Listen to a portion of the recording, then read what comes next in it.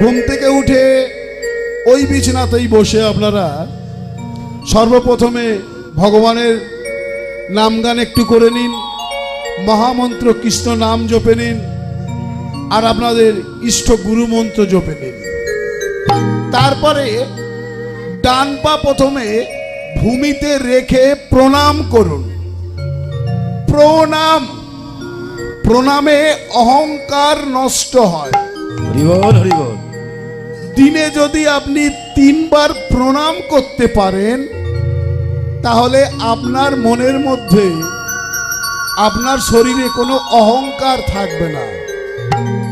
যে সমস্ত অহংকারী মানুষ দেখবেন এই সমাজে বর্তমান, তারা প্রণাম করতে জানে না। কোনো পুত্র যদি তার পিতাকে প্রণাম করে তাহলে সে তার পিতামাতাকে বড় ছোট কথা বলতে পারবে না, কারণ সে তো প্রণাম করে না। পিতাকে সে দেবতার রূপে দেখে।